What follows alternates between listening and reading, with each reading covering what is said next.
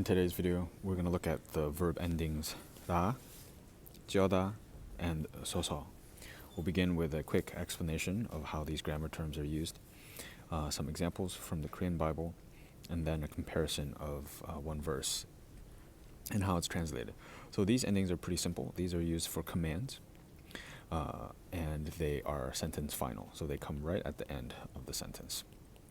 And so let's take a look at how these are used. And so this is how sort of the grammatical and the sentence final endings are used in pre-modern Korean.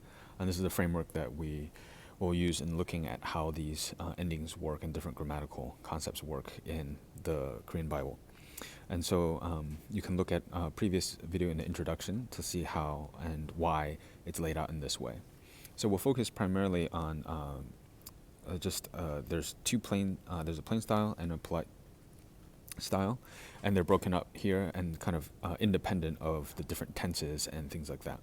And so you'll see that there is 라, which is used also in modern Korean. It's yes, also the plain style, but it's also you usually don't use it between peers of the same kind of social standing, age, or closeness. It's usually more of like a parent speaking to a child or like a superior speaking to a subordinate. And then this form, 쬐어다, is not used very much in modern Korean. However, in pre-modern Korean, these are the same. These are kind of like an alternative form. The 쬐어다 is an alternative form. And then when you're speaking to somebody of a higher status, you use 소, 셔. However, in the Bible, it is used as 소, 서. And so this is a little bit of history. The yaw sound changed to all around probably the 19th century in terms of standardization. And so you actually would see a lot of remnants of this in older texts, probably from the earlier 20th century. So for example, you have the word 성경. You would actually, it would be 셔ng. So this is more of a sound change here. And so what you will find in the Bible is 소서. And so this is used for speaking to somebody of a higher status or social position.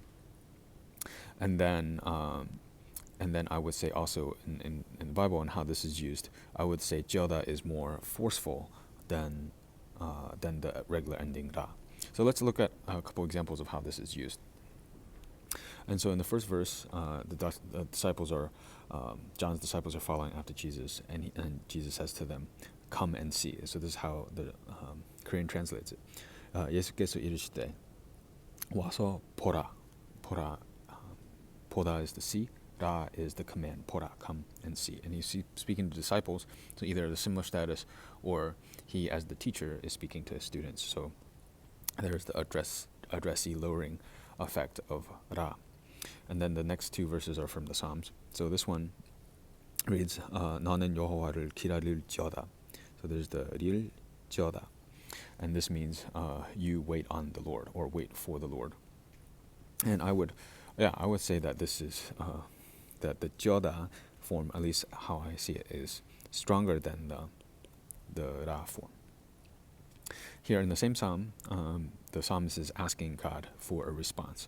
He's asking God to answer him when he calls out. So it says 또한 나를 긍휼히 여기사 응답하소서. So he's speaking to God to ask for a response. So he says, "Be merciful to me and answer me." So you can see how these different command endings are used, and the different nuances and the sort of respective status between the speaker and the listener.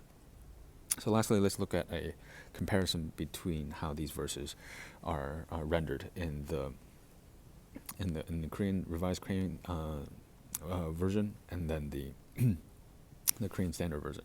So in the first verse it says 나는 여호와를 기다릴지어다, which means to wait on the Lord. And in the Korean Standard version, you have 나는 주님을 기다려라. So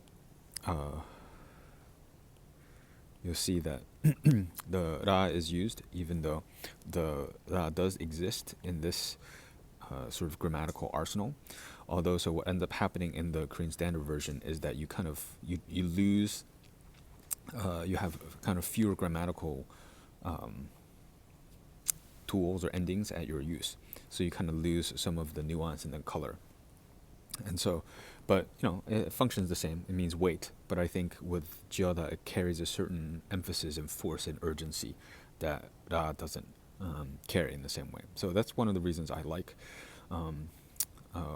reading and kind of thinking through the New Korean Revised Version, because it has a larger, it has a broader, in some sense, grammatical arsenal, toolbox, if you will. So that's the video for today, and hope you found it helpful as you read it and come across grammatical terms that may not be very familiar.